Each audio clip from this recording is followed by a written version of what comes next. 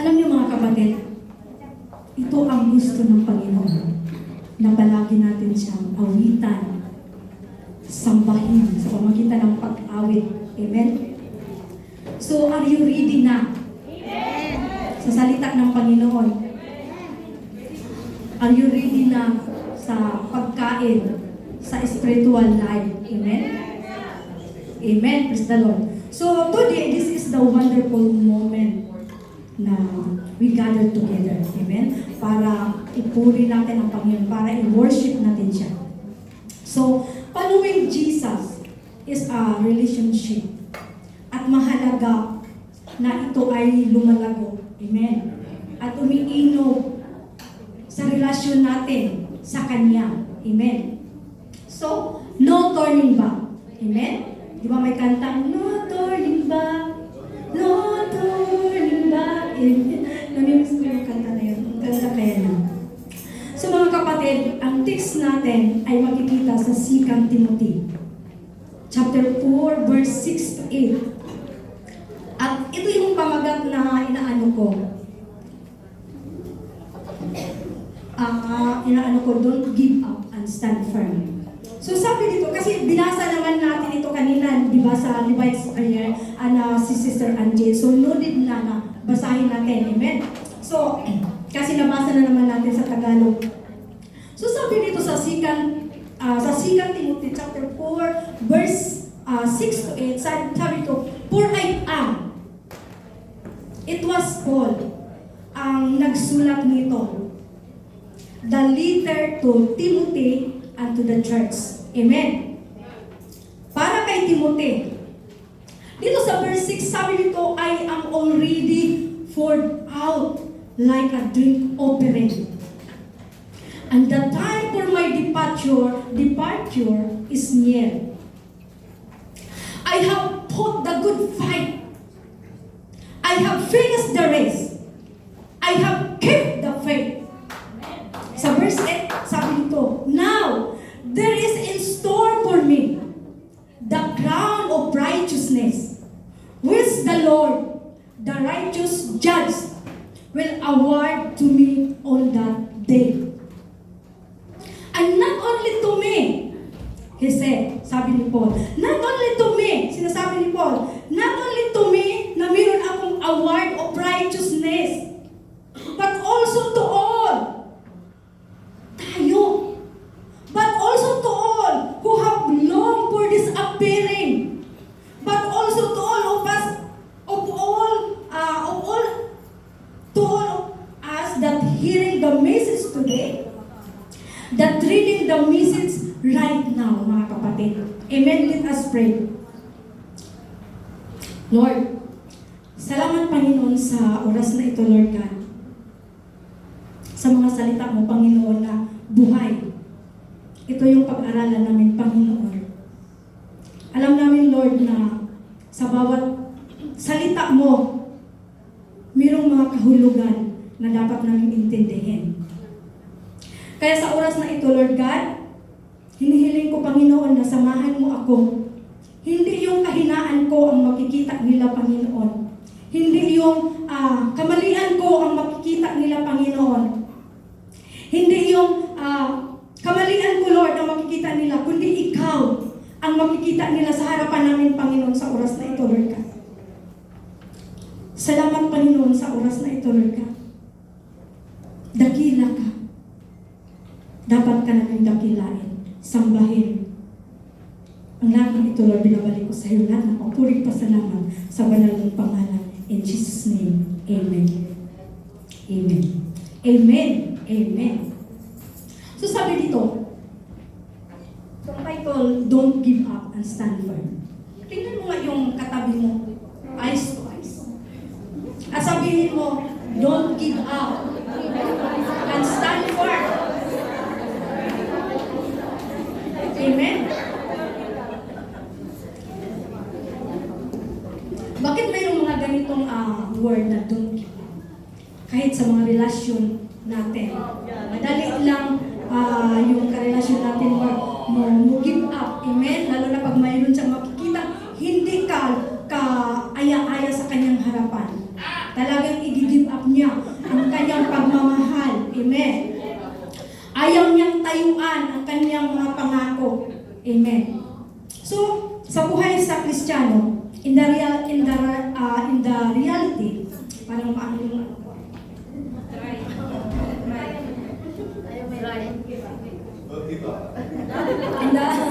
in the reality, as a Christian life, the struggle are significant. Amen? Part of the Christian life. So, we are facing a lot of the trials, a lot of struggle. And then, what happened after the next? So, sabi dito, what happened sa spiritual life mo if you are facing these trials, the struggle sa buhay mo? Lalo na siguro yung hindi na nagparamdam sa church natin, di ba? Hindi na umaattend, hindi na nagpapakita sa church natin. Siguro dahil pagod na sila. Amen? Pagod na sila sa paglilingkod ng ating Panginoon. Pagkatapos, and then you remember them, no, maisip natin sila na sabi natin, kumusta na kaya sila ngayon? Naisip mo ba sila nung umalis? Amen? Siyempre, may isip mo, di ba? Mayroon tayong pinagsamahan. Masayang pinagsamahan. Siyempre, may isip natin, buhay pa ba kaya sila? Amen? Tapos, sabi naman, nalalamig lang sila. So, question. Maraming question. Babalik pa ba sila sa church natin? So, yung question. Amen? So, if you know the truth, wala tayong sapat na dahilan, mga kapatid, para huminto to share the gospel doon sa iba na, they don't know kung sino si Jesus deeply. Alam nila, mayroong Panginoon, pero hindi nila alam kung ano talaga yung kalaliman ng kalooban ng ating Panginoon. Alam ba natin ang kalooban ng Panginoon? Amen? Kahit Christian na, mababaw pa rin sa pananampalataya, mayroong ganon. Amen? So ano, ito na sinasabi, ano mang problema sa buhay mo ngayon, ano man yung mga issue sa ating paligid, ano man yung mga issue na nakikita natin at naririnig natin, gaya ng nangyayari sa church natin ngayon, there is a lot of issue na maganda pakinggan. But mga kapatid, don't give up. Huwag kang susuko. Stand firm. Manatili kang tapat sa harapan ng Panginoon. Amen? Dahil napatunayan ngayon na yung salita ng Panginoon ay talagang the power of God. Bakit tayo nanatili dito? Bakit tayo nagtiyaga? Bakit nagbibihis tayo? Bakit nagpapaganda tayo para sa simbahan? Para lang pupunta sa simbahan, nag-i-import tayo para mag-transform yung mukha natin. Dahil kulang ang buhay natin na hindi tayo makapagsimba, hindi tayo makapakinig ng salita ng Panginoon. Kulang ang buhay natin, mga kapatid. Busy sila doon, hindi sila nakikinig.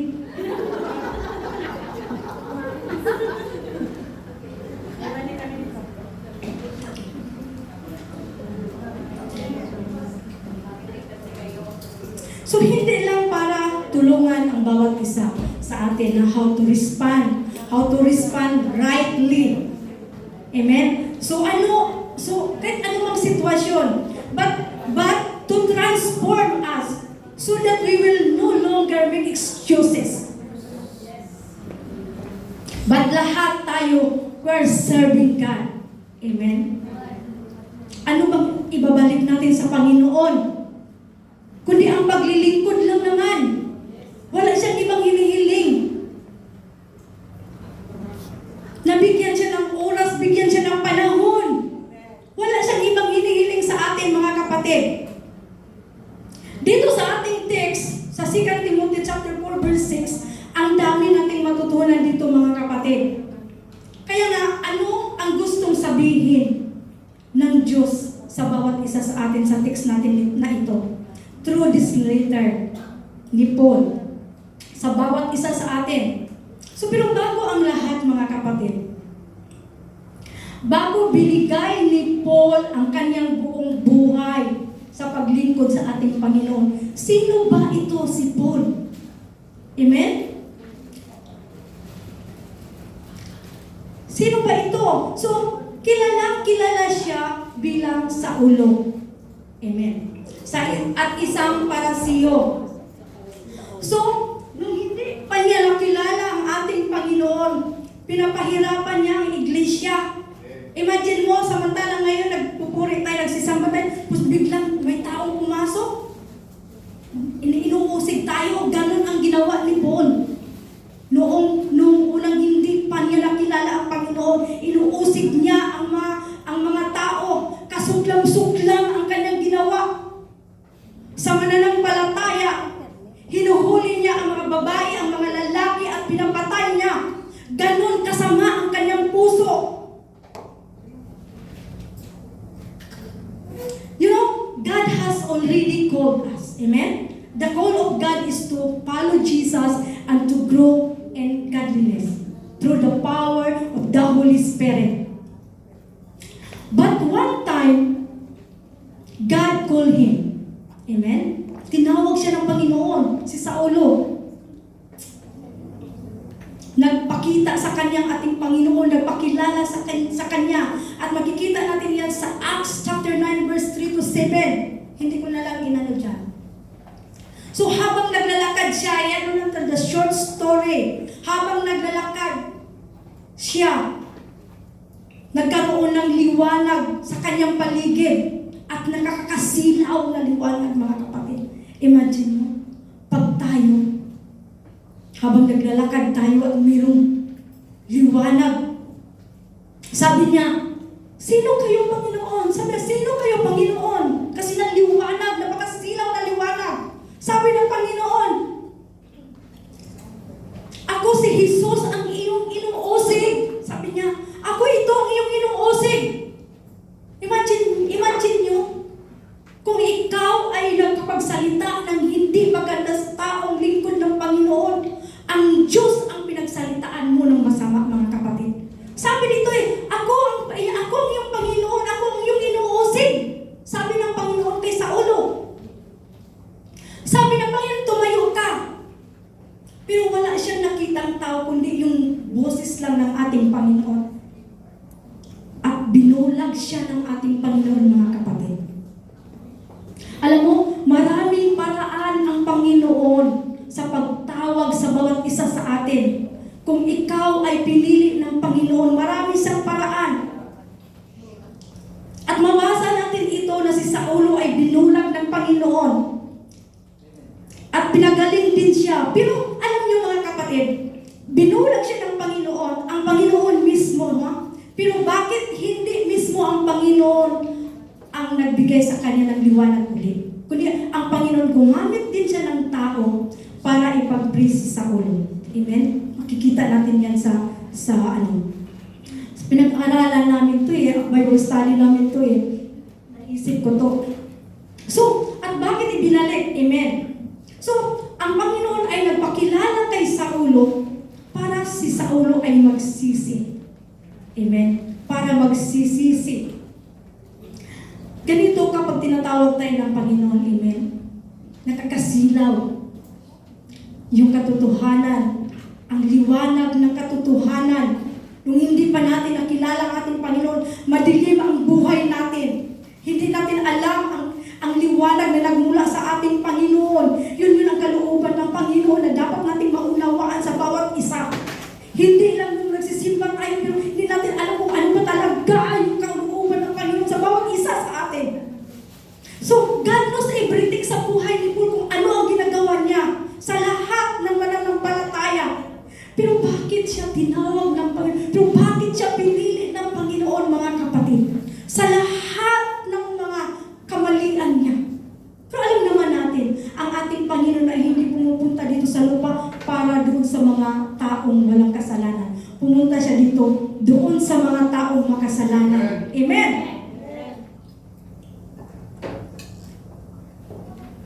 So pinili siya. Pero sabi dito sa 1 Corinthians chapter 15 verse 9.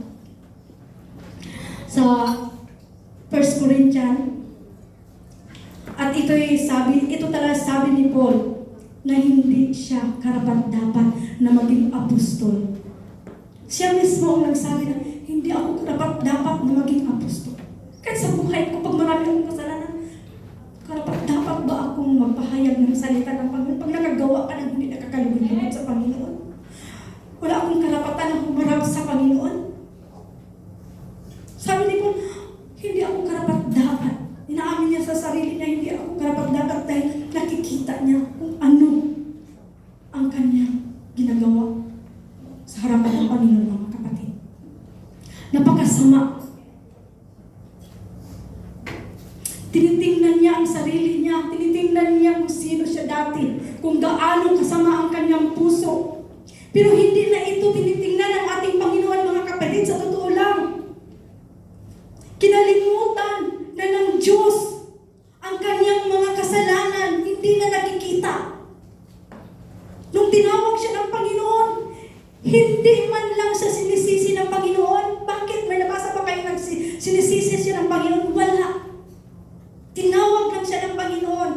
Tumayo ka at ipangaral mo ang aking salita. Hindi na siya sinusumbatan ng Panginoon kung ano ang ginagawa niya. Wala. Hindi perfecto sa harapan ng Panginoon si Paul, mga kapatid. Tayo din, hindi tayo perfecto. Alam ko lahat tayo ay may pagkakamali. Hindi din tayo perfecto. Ganon si Paul. Hindi siya perfecto sa harapan ng Diyos. And the good things ay hindi na naalala ng Panginoon kung ano tayo dati, mga kapatid. Yun ang pinakamagandang bagay. Dahil hindi na naalala ng Panginoon kung ano man yung mga kamalian na ginagawa natin dati. So binago si Paul ng Panginoon. Kagaya sa atin, same as. Binago tayo ng Panginoon. Sa buhay natin, maraming mga bagay na inaalis ng ating Panginoon nung binago tayo. Ano bang mga bagay na kinuha ng Panginoon sa buhay mo na mayroon ka dati? Yung pride mo, yung selos mo, yung mga hinanakit mo, yung mapagkunwari ka, sinungaling. Lahat na yan, nung wala pa ang Panginoon, nasa buhay natin yon. Pero nung nakilala natin ang Panginoon, lahat yan ay unti-unting inalis ng Panginoon sa buhay natin, mga kapatid. Alam ko, at alam nyo rin. Sabi mo, so ngayon, mayroon na akong pasensya. Dati, Diyos ko, wala akong pasensya. Pero ngayon, meron na akong pasensya. Amen. Yun ang pinaka-importante na mga bagay na nagbago ang buhay mo, mga kapatid. There is a lot of things na inalis ng Panginoon sa buhay natin nang tinanggap natin ang Panginoon. At alam ko na alam nyo yan. Dahil ako din alam ko kung ano yung mga bagay na inalis ng Panginoon nung isinusuko ko ang buhay ko sa aking Panginoon. Amen? Lahat nawala. So the story of Paul is a story of redemption in Jesus Christ. Redemption involves of deliverance from bondage based on the payment of a price by a redeemer. Amen? So makikita natin sa life ni Paul na God, He give a new life. Binigyan siya ng bagong buhay. Binigyan siya ng bagong puso ng ating Panginoon. Nakita natin sa life ni Paul. Amen. So God used him a lot. Kaya the story of Paul, he remind us, and then there is much we can learn from the life of Apostle Paul. Marami tayong makukuhang mga bagay na matutunan natin sa buhay ni Paul. When God called him, sumunod siya at naglingkod sa ating Panginoon. And he sacrificed a lot, mga kapatid. Nung sumunod siya sa ating Panginoon, buong-buo, buong puso, buong buhay, buong pang-iisip, buong lakas, sinunod niya ang Panginoon. Bakit niya ito ginagawa, mga kapatid? Bakit niya ito ginagawa? Ano ang kanyang intensyon? Ano ang kanyang pakay? Bakit niya ginawa ito? Na para lang ba makamtan niya ang gantimpala na nagmula sa ating Panginoon? Sa pagsunod natin sa Panginoon, ano ba ang pakay natin, mga kapatid?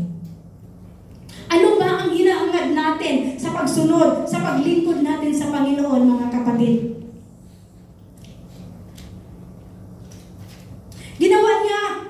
Ginawa niya ba yun para mabayaran niya ang kanyang kasalanan? Ginawa ba ito ni Paul para mabayaran niya ang kanyang kasalanan na ginawa sa harapan ng Panginoon? Sa pagsunod ni Paul sa ating Panginoon, ginawa niya ang lahat mula sa kanyang puso, buong buo. Kagaya sa pastor natin ngayon, di ba? Alam niyo, tagal ko nang pinag-aralan ito eh. Kasi sa paglilingkod talaga, nung mapaglikuran niya ang kanyang Panginoon, alam niyo, hindi man makikita ng mga tao, pero nakikita ng ating Panginoon. Kung gaano natin siya kamahal. Hindi makikita ng mga tao doon. But God, yun nga, nakikita ng Panginoon ang kalaliman ng pag-ibig ni Paul sa Diyos. Sa pagsunod niya, tinawag si Paul para siya magsisi ang mga at mangaral. So ang pagtawag ng Panginoon sa bawat isa para ipahayag ang kalooban ng ating Panginoon, mga kapatid. Kaya sa text natin dito, sa 2 Timothy, ang text natin dito sa 2 Timothy chapter 4 verse 6, sabi nito, "For I am already being poured out like a drink offering, and the time for my departure is near."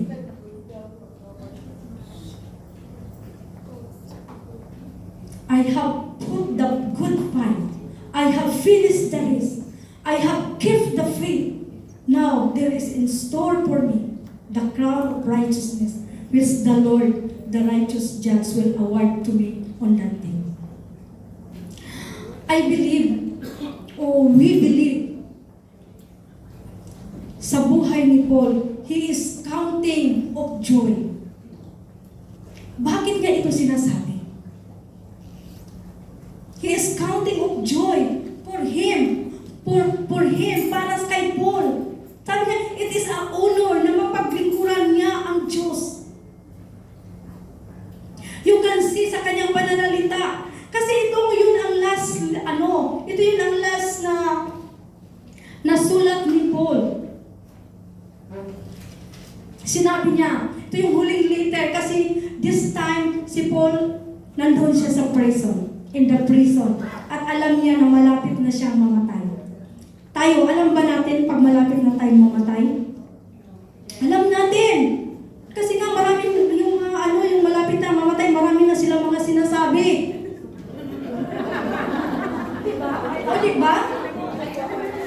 Marami na silang sinasabi na mga bagay na para kung hindi mo inasahan na mamatay na pala siya kinabukasan. Kaya pala sinabi niya yun, mamatay na pala siya. So, si Paul alam niya na malapit na siyang mamatay. Naghihintay na lang siya ng verdict. Pero, what he see here, sa ano niya, it's look like na parang si Paul, it is a joy for him, mga kapatid, na mapaglingkuran niya ang ating Panginoon. Kaligayahan niya na mapaglingkuran niya ang ating Panginoon. And na for him, it is honor. And it is the privilege na mapaglingkuran niya ang ating Panginoon. Napakalaking privilege sa atin na nakapaglingkod tayo ng Panginoon, mga kapatid. Diba? Akala nyo, hindi ito napakalaking bagay na napaglingkuran natin ating Panginoon? Napakalaking bagay ito sa bawat isa sa atin na nakapaglingkod tayo sa Panginoon. Kasi yung iba doon, hindi nila alam kung ano ang kalooban ng Panginoon, kaya wala sila dito, hindi nila alam. Hindi nila alam kung paano paglingkuran ang Panginoon.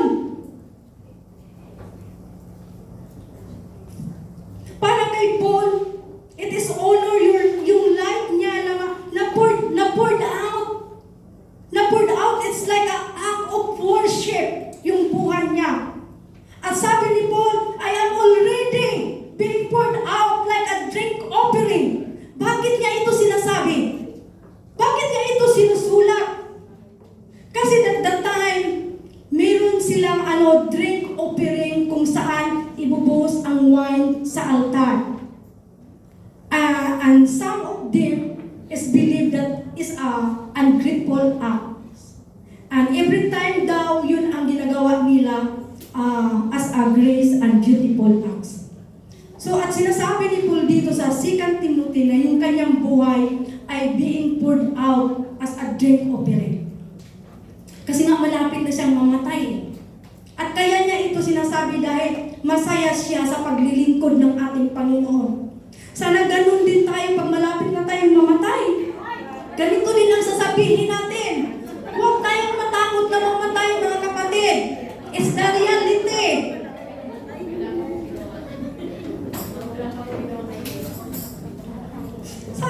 Sabi niya, masaya siya sa paglilingkod ng ating Panginoon. Kaya sabi niya, I am already. Ready na daw siya na ma-poured out ang buhay niya as a drink offering. At inuunor niya ang kanyang buhay. Yung buhay niya na binibigay ng ating Panginoon. Inuunor. Saan niyo ba inuunor yung buhay niyo, mga kapatid? Kay Lord. So ito yung sabi ni Paul. Inuunor niya ang buhay niya na binigay ng Panginoon. At ito'y ginagamit niya sa pag-worship para sa Panginoon. Alam niyo, mga kapatid, he poured out yung buhay ni Paul. He gave his all to our Lord. Kasi hindi niya ito masasabi na yung buhay niya, he put all out there. Ang ibig sabihin, wala siyang itinitira sa kanyang buhay. Wala siyang itinitira sa sarili na lahat ibinigay sa ating Panginoon. Kaya niya ito nasabi, mga kapatid. Wala siyang itinitira. Wala siyang itinitira sa sarili niya. Ganon si Paul, buong-buo. Para lang sa paglilingkod sa ating Panginoon. He did not say anything para sa ating Panginoon, mga kapatid. Kaya ang tapang niyang sinasabi nito na I have fought the good fight. Ang tapang niyang sinasabi ito, mga kapatid. I have finished the race. I have kept the fight. Ang tapang niyang sinasabi.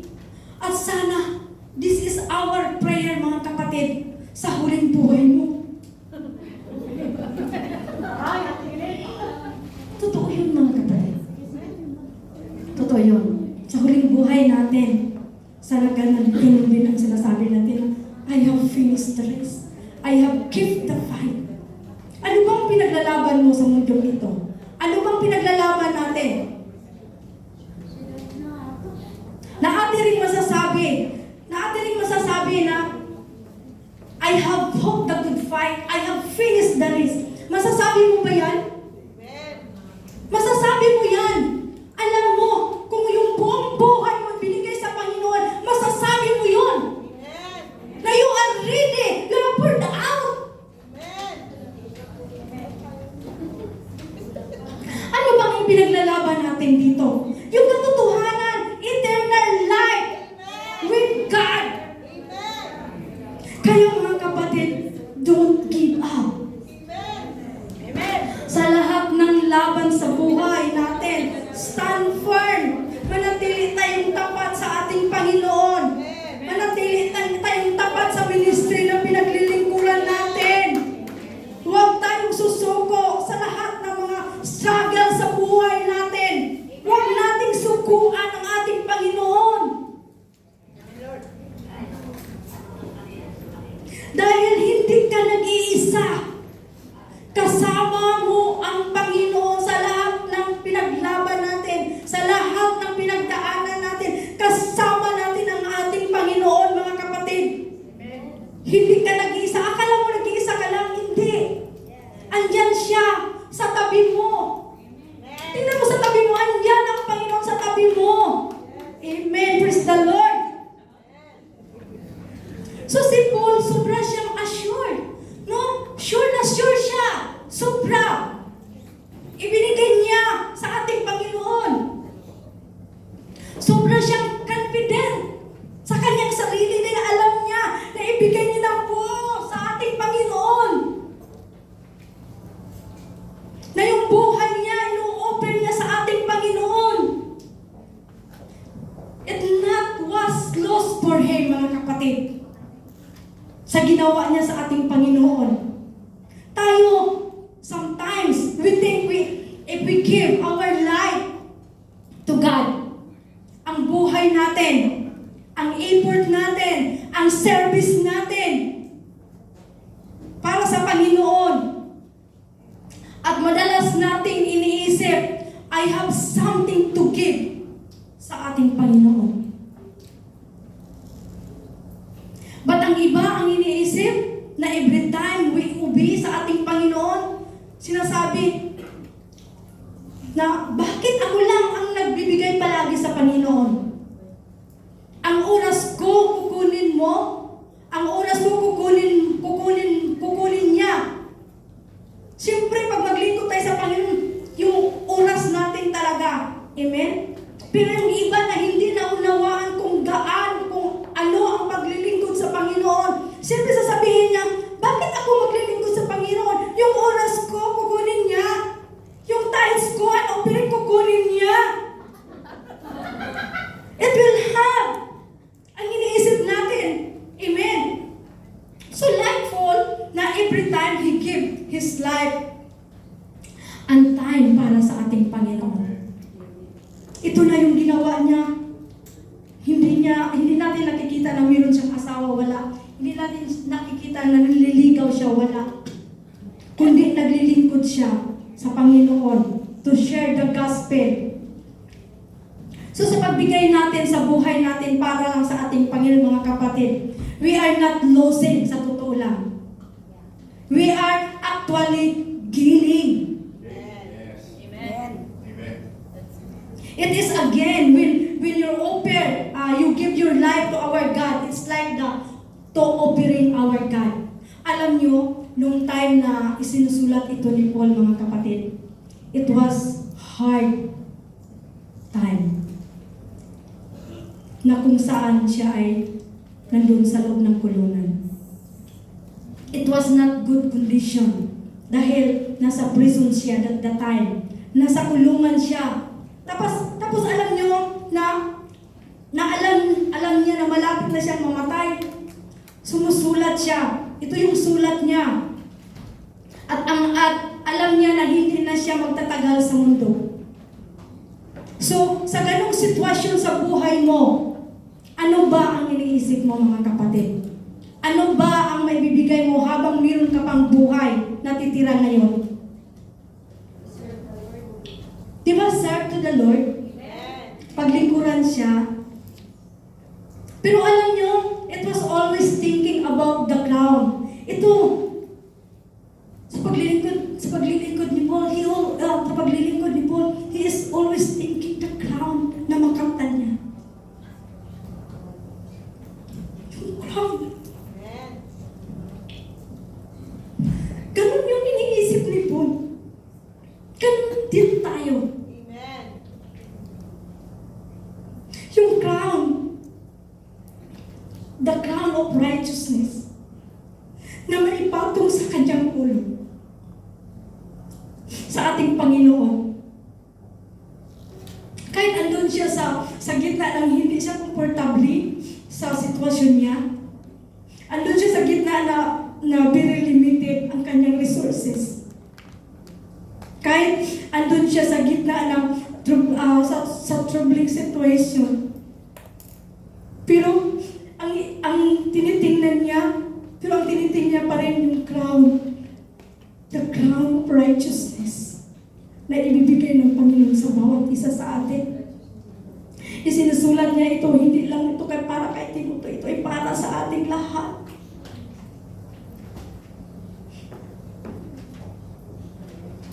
Ang iniisip niya pa rin ay makatapos ako sa pagsusulat. Amen? Makatapos ako sa pagsusulat para ma-encourage ko yung mga tao sa church.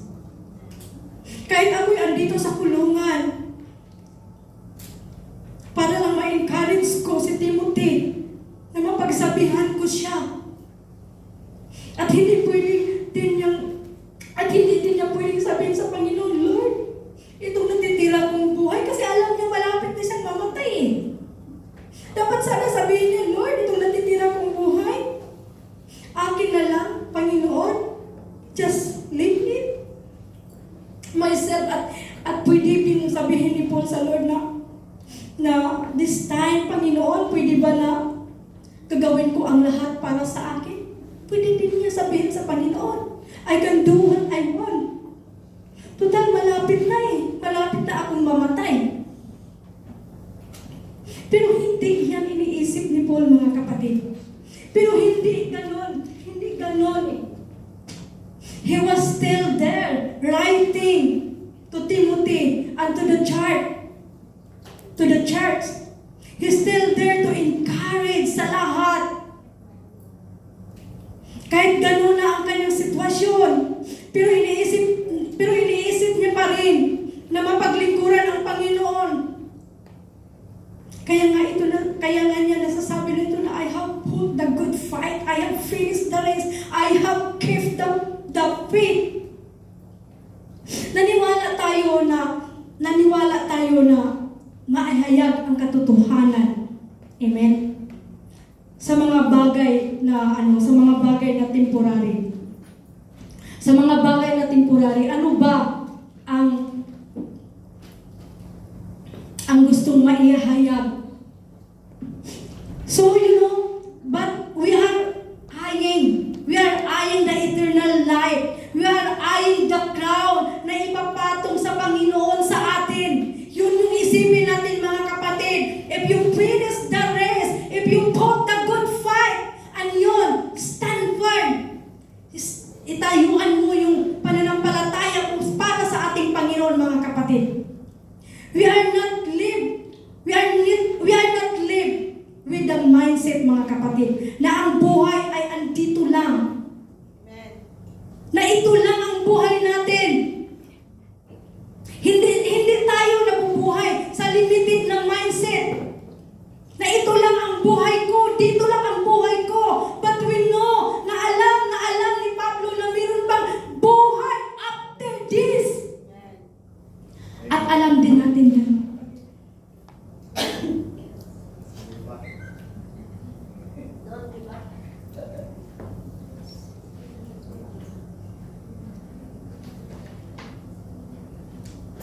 Alam ni Pablo na mayroong buhay after nito, na there is something na eternal na matatanggap niya. Ganon din ang buhay natin, mga kapatid. Yun din ang iniisip natin, na there is something eternal na matatanggap natin. Kaya ang sabi sa Philippians chapter 1 verse 21, at sinusulat din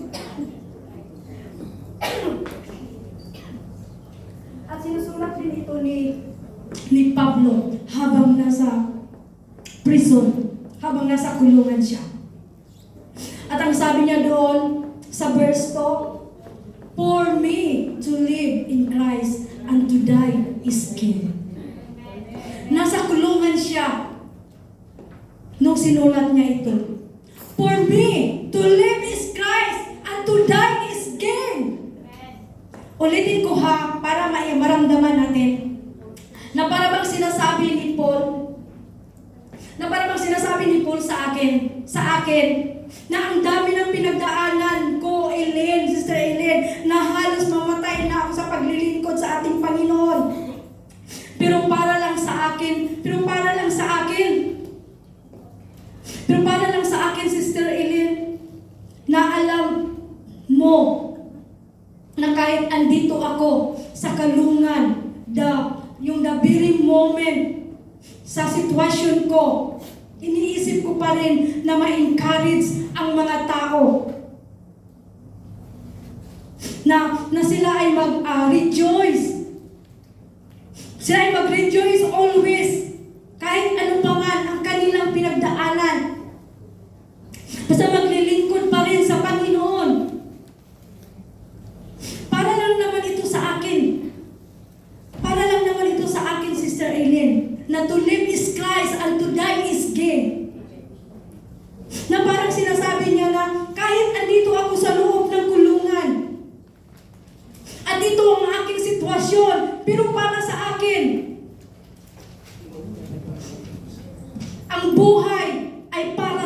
lamang.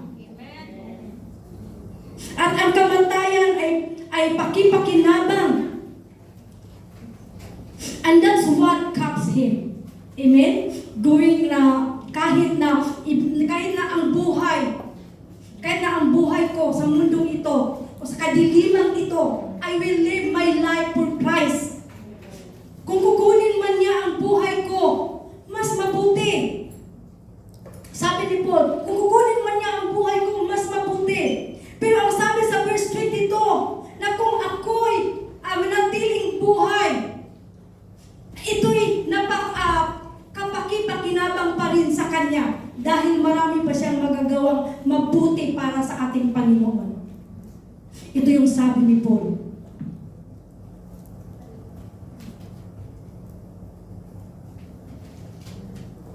So just imagine that. Just imagine that his faith sa paglilingkod ni Paul sa Panginoon, kahit ganun na ang kanyang pinagdaanan, kahit ganun na ang kanyang sitwasyon, sabi niya, for me to live in Christ and to die is gain. Si Paul, he still remain, yung faith niya sa Panginoon, na natiling tapat, kahit sa hard time ng kanyang buhay. Sabi niya, I'm not going to give up my faith, my life of faith. Sabi niya dun sa 2 Timothy chapter sa verse 8, sa huling verse, sabi ito, now there is in store for me the crown of righteousness, which the Lord, the righteous judge, will award to me on that day.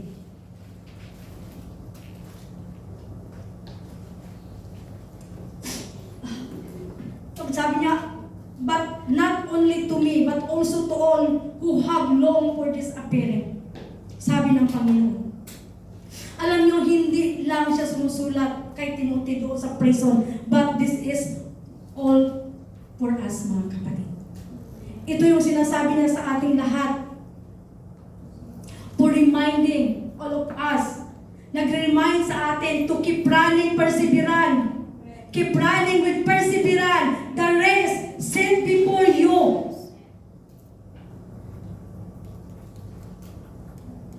Keep fighting the fight that was set before you, mga kapatid. He was telling and reminding and encouraging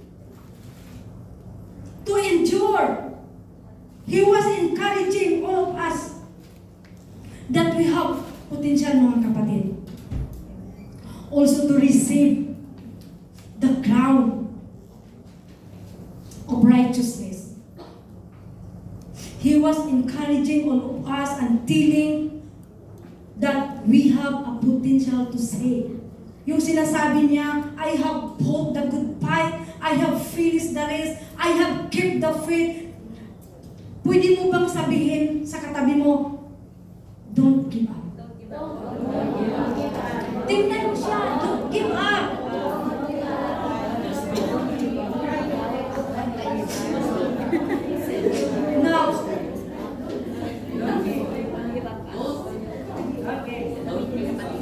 Now, how many times na na-feel mo na, naranasan mo na ba na, ilang beses mo na naranasan na parang ayoko na. Na parang, suko na ako. Taas na ang kamay ko. Surrender na talaga ako, Lord. Maraming beses.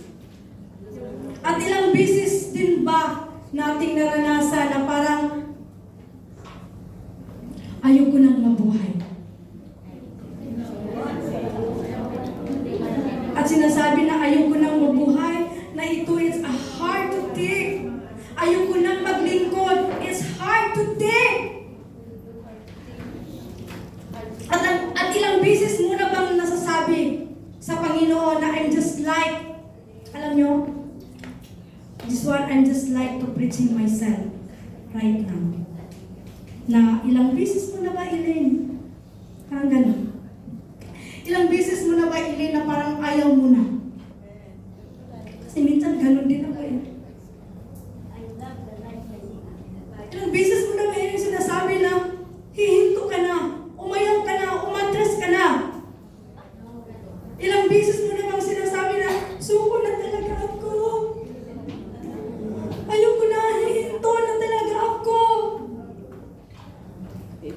How many times na kapag naramdaman natin na I can't take anymore? Naranasan ba natin yung mga bagay na ito, mga kapatid? Kapag naramdaman natin na yung overwhelming sa paglilingkod ng Panginoon, parang it's so tired na, lalo na this year, lalo na sa buwan na ito. Daming mga trials, parang pagod na ako, suko na talaga ako, Panginoon, ayoko na.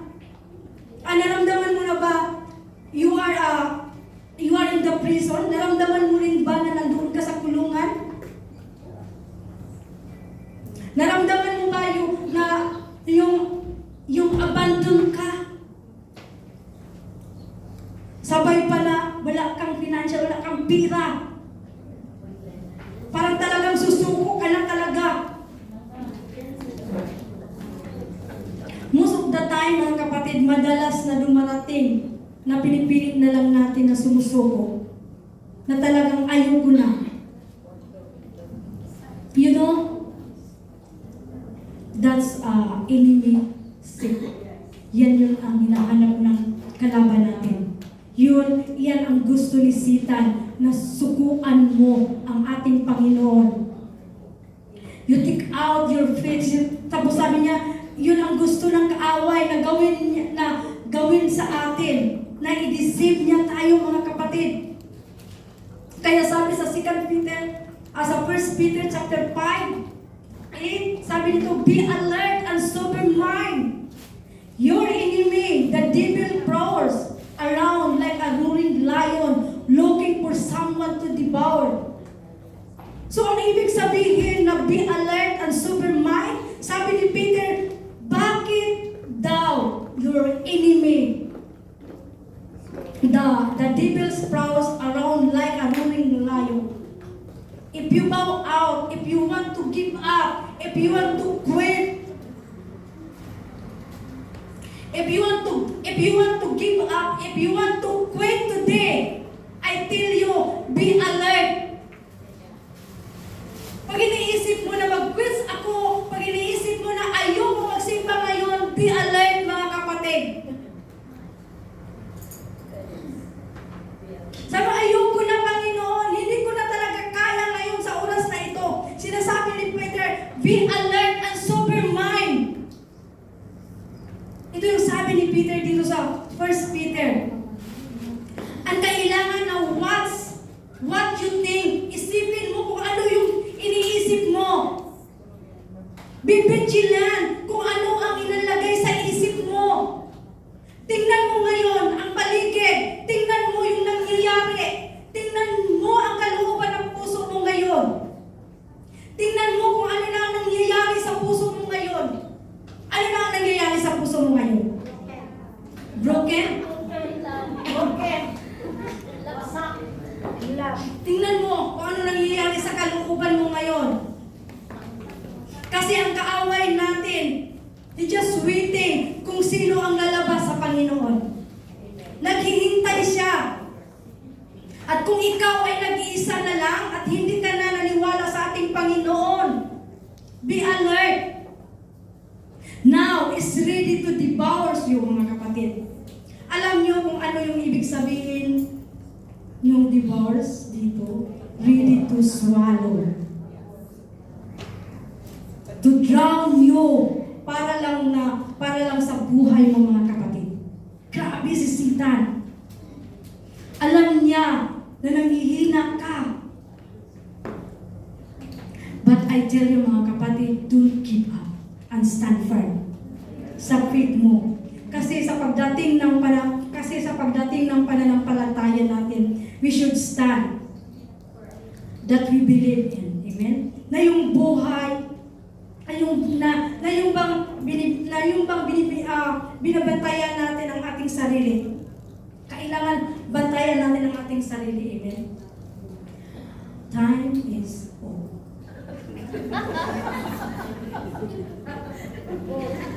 Huwag mong hayaan. Ito lang, huwag mong hayaan mag-give up ka. Kung ikaw ay may takot, huwag mong hayaan na immobilize ka ng takot mo. Fight back!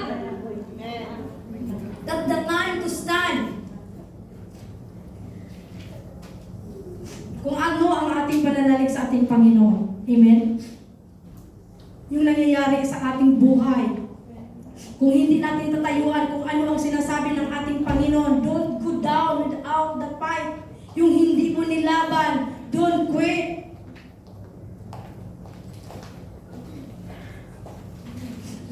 Don't just say na I'm give up now, pero hindi ka naman lumalaban. Don't just say na ayoko na Lord, ayoko na maglilingkod, kasi hindi ko na kaya, pero hindi mo naman tinatry.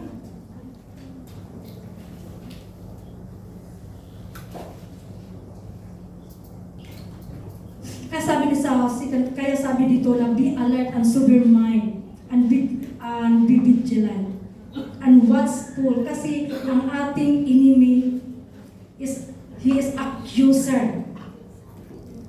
Dadayain ka. Amen. Dadayain ka niya, lulukuhin ka niya, sasabihin niya kasalanan mo.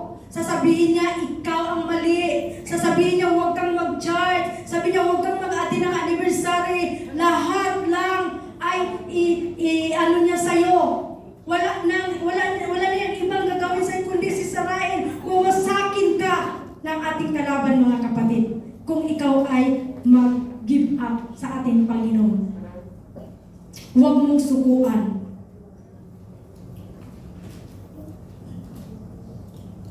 So dito sa last verse, sabi dito, sa book of Matthew 11, chapter 2, verse 6, sabi dito, hindi na, wala akong time.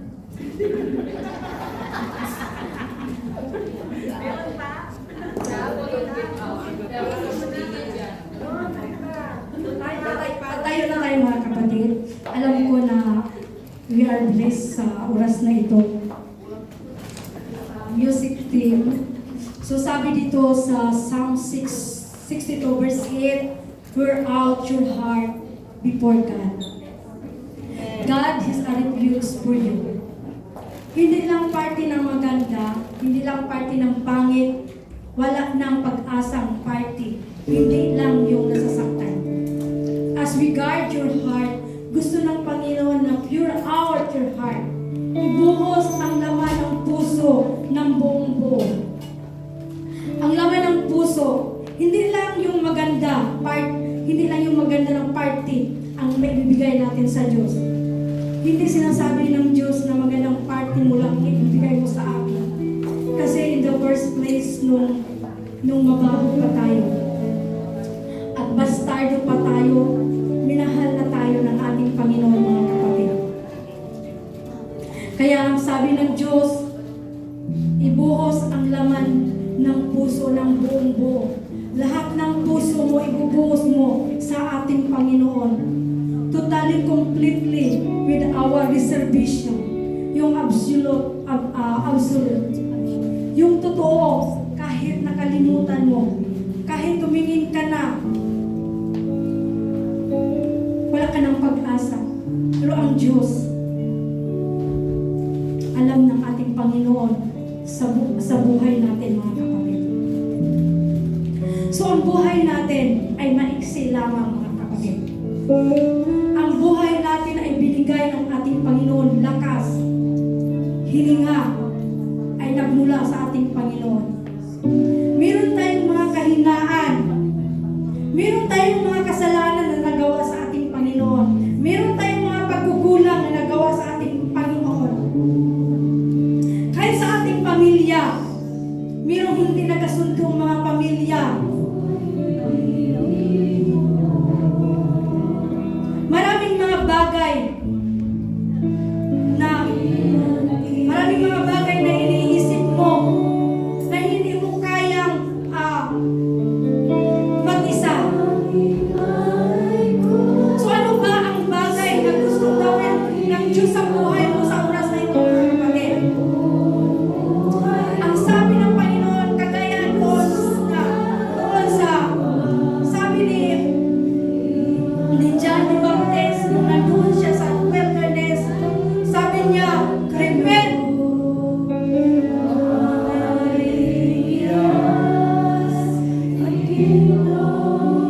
Dahil malapit na ang Panginoon.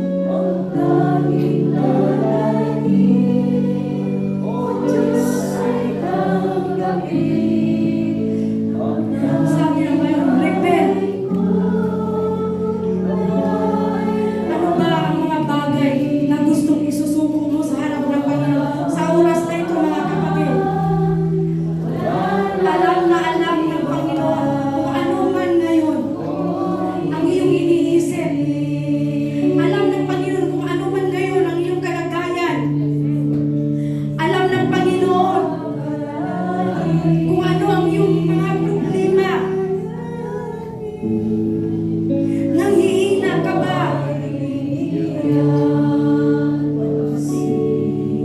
Hindi mo alam kung paano.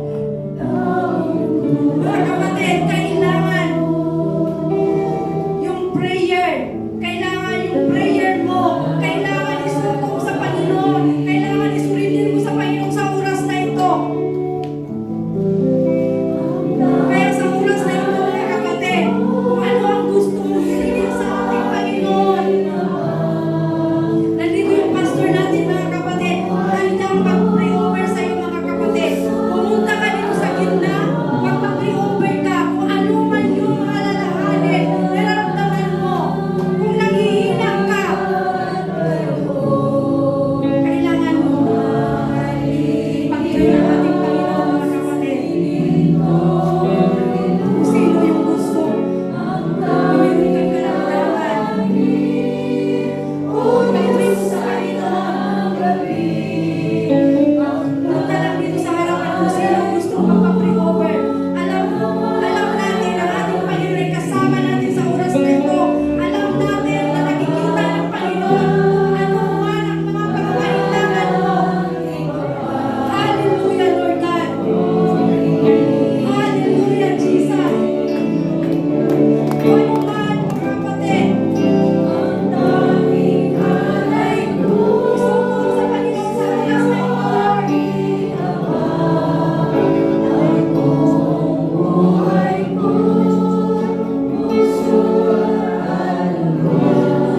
Revival, mga kapatid, punta ka sa gitna.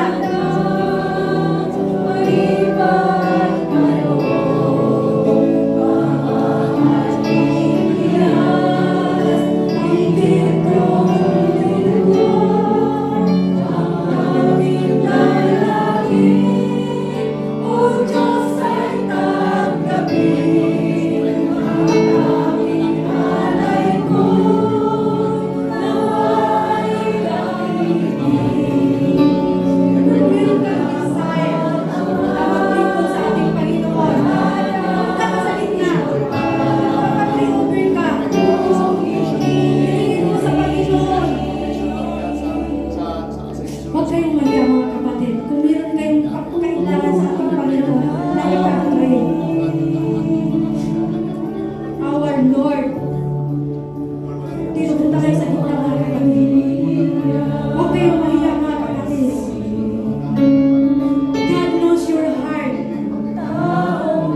God knows you. Kung ano man yung mga pagkukulang mo. Kung ano man yung mga kasalanan mo dati. Hilingin mo ang kapatawaran ng ating Panginoon.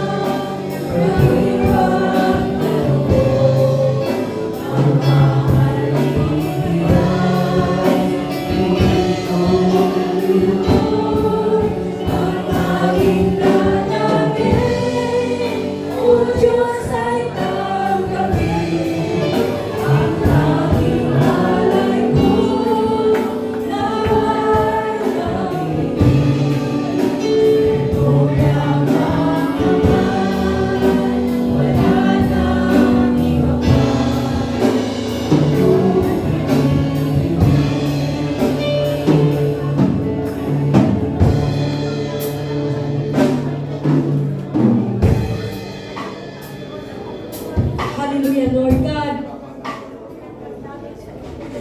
Mga kapatid, ito, this is the time that you need to surrender.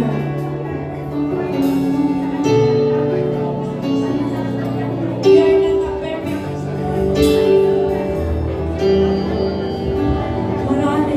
Maraming mga bagay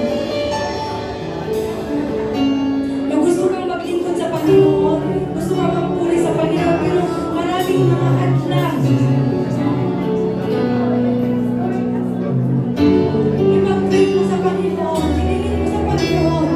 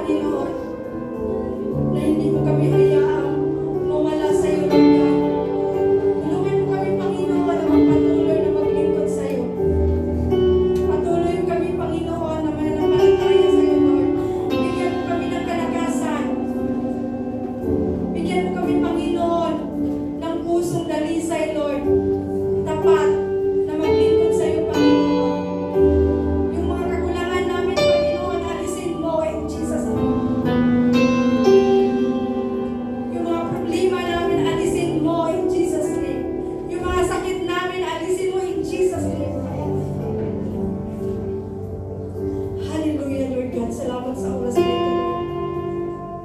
Tunay nga, Panginoon, na ikaw ay buhay. Tunay nga, Panginoon, na sa oras na ito ay kasama ka namin. Salamat, Lord God, sa lugar na ito, Lord. Salamat sa aming pastor, Lord God. Salamat sa mga elders, Lord God, na ginagamit mo, Panginoon. Salamat sa lahat na narito ngayon, Panginoon. Salamat sa iyong mga salita. Patuloy kang magpakilala sa amin, Panginoon. Patuloy mo kami, Panginoon, samahan. We thank you, Lord. We honor you.